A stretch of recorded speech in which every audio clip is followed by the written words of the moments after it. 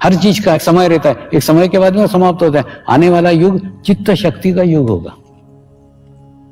तो जिस देश की सेना है, जिस देश के रक्षक का चित्त स्ट्रांग है, चित्त मजबूत है, वो देश सर्वश्रेष्ठ होगा।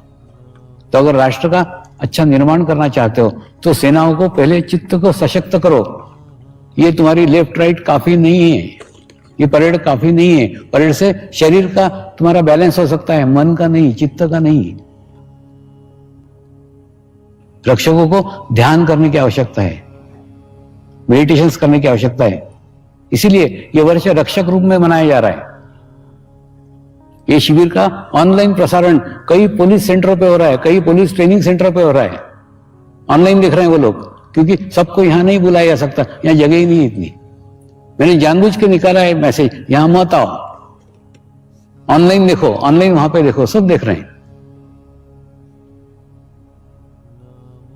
कोई भी कार्य जब सामूहिकता में रहते हैं ना, तो हमको केवल उसमें शामिल हो जाना पड़ता है। तो उनको केवल शामिल हो जाने की आवश्यकता है। तुम भूल जाओ तुम कौन से पोस्ट के ऊपर हो, किस पद के ऊपर हो, सब पद भूल जाओ।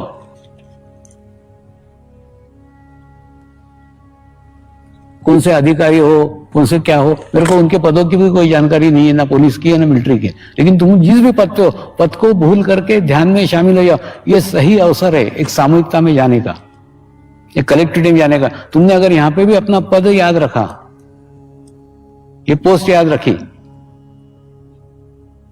तो शामिल नहीं हो पाओगे, सामूहिकता का आनंद नहीं ले पाओगे। और दूसरा,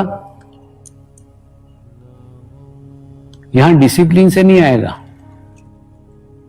यहां भाव से आएगा। मैंने एक पुलिस ट्रेनिंग सेंटर पे कार्यक्रम लिया था ना, वहां का अनुभव कुछ विचित्र ही है। विश्राम, सावधान, बैठ जाओ, सावधान, ध्यान करेंगे, ध्यान करेंगे, सब जन ऐसे एकदम है। अरे ऐसे ध्यान करने को सबको बिठा दिया उन्होंने। बोला ऐसा ध्यान नहीं होगा।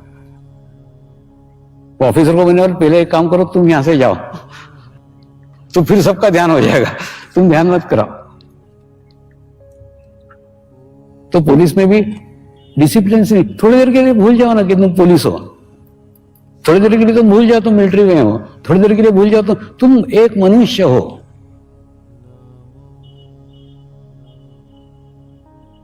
देखो क्या होगा, तुमने तुम्हारा पद लाया, मैं पुलिस वाला हूं, फिर पुलिस का अनुभव आया, तुमको रिस्पॉन्सिबिलिटी आई, फिर ड्यूटी आई, मैंने सब उसके पीछे सारे झमेले आएंगे।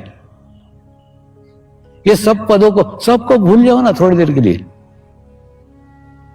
और मैं सिर्फ ये 8 दिन बोल रहा हूं, 8 दिन में कितना होगा, ज्यादा ज्यादा 2 घंटे, 16 घंटे, 16 घंटे के अंदर दुनिया बदल जाएगी तुम्हारी।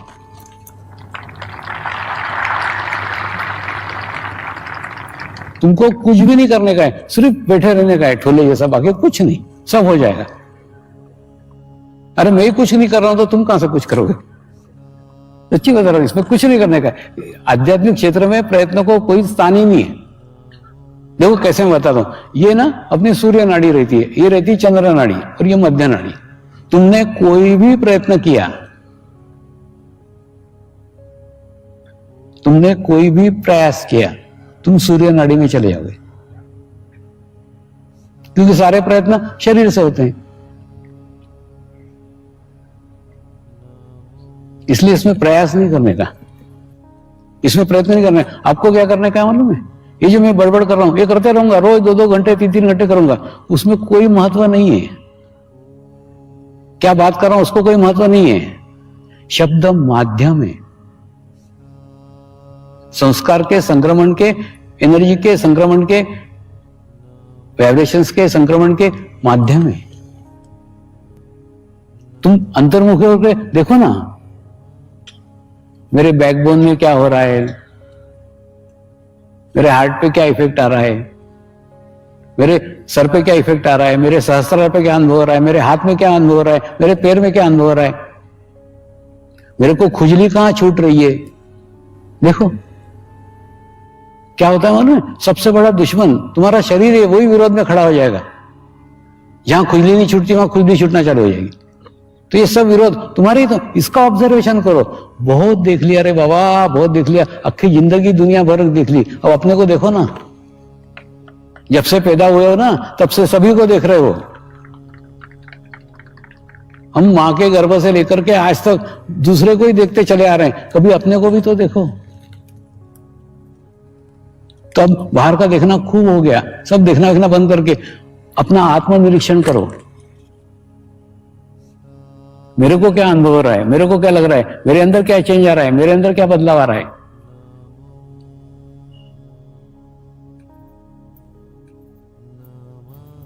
आज से करीब 10 साल पहले राजकोट में एक शिविर हुआ था। राजकोट के शिविर में रेड क्रॉस ने एक कैंप लगाया था, लोगों का बीपी चेक किया था, लोगों की शुगर चेक की थी, और उसके बाद में 8 दिन के बाद में फिर बीपी और शुगर चेक की, तो उनके 85% लोगों के रिजल्ट अच्छे आए। क्यों आए? तुम सोचो ना, क्यों आए? इसलिए आए, तुम 2-2 घंटे हजारों लोगों के बीच में बैठ रहे हो, जो हजारों लोग विचार नहीं कर रहे हैं। तुम भी निर्विचारता की स्थिति में हो, तो ऑटोमेटिकली उनका इफेक्ट, उनका प्रभाव तुम्हारे ऊपर आएगा ही ना। तो यहां पे भी कैंप लगाया हुआ है। तो तुम्हारा बीपी आज चेक कराओ, तुम तुम्हारी शुगर आज चेक कराओ, 8 दिन के बाद तुम तुम्हारे रिजल्ट देखो ना।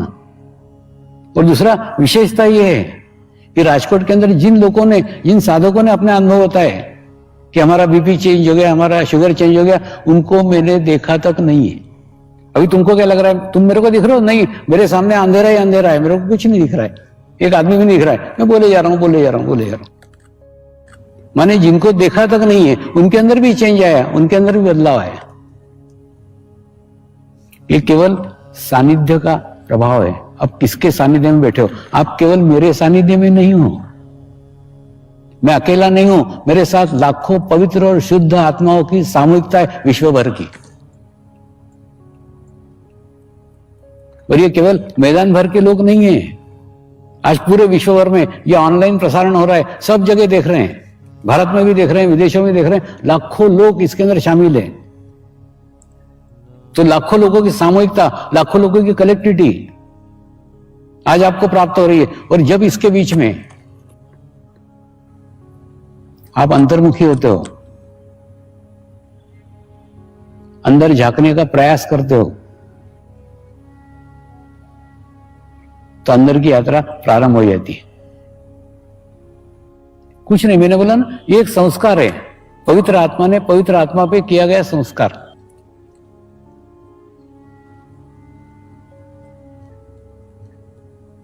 अब कानून की दृष्टि से, प्रशासन की दृष्टि से, व्यवस्था की दृष्टि से इस ध्यान का क्या फायदा है वो बता दो। कलकत्ते में एक सड़क थी, उस सड़क पे 4 घोड़ों की गाड़ी ले आना मना था, यानी वहां से कोई भी 4 घोड़ों की गाड़ी ले आ नहीं सकता था। लेकिन एक कोई गांव का बेचारा जमींदार था जिसको ये नियम मालूम नहीं था, वो 4 घोड़ों की गाड़ी लेके गया और पकड़ा गया। ट्रैफिक पुलिस ने उसको पकड़ा, उसको भी जेल में डाल दिया और वो घोड़ा गाड़ी को भी जब्त कर लिया। दूसरे दिन कोर्ट के अंदर उसकी पेशी हुई और उसके ऊपर आरोप पत्र पढ़ा गया। उसके पहले उसने अपने एक वकील मित्र को बुलाया, वकील मित्र आया, उसने घोड़ा गाड़ी देखी, उसको देखा, सब देख करके उसको बोला ठीक है, उसको विश्वास दिलाया, कल पक्का मैं तेरे को कोर्ट में छोड़ा दूंगा। दूसरे दिन कोर्ट में उसके ऊपर आरोप पत्र पढ़ा गया कि इस रोड के ऊपर से केवल वाइसराय को परमिशन है 4 घोड़ों की गाड़ी ले आने का, और ये 4 घोड़ों की गाड़ी लेकर गया है, इसने नियम को तोड़ा है, इसलिए ये कानूनी दंड का पात्र है।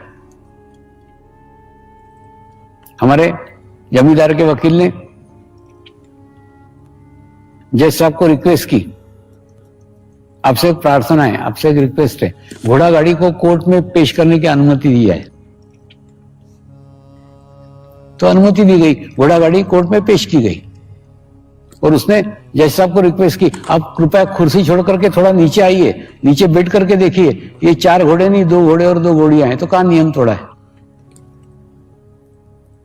तो जज ने नीचे झुक करके देखा, सचमुच 2 घोड़ियां थी और 2 घोड़े थे, तो उसने उस आरोपी को छोड़ा दिया। और उसके बाद में अपने नियम में चेंज किया कि यहां से घोड़े और घोड़ियों की गाड़ी ले आना मना है,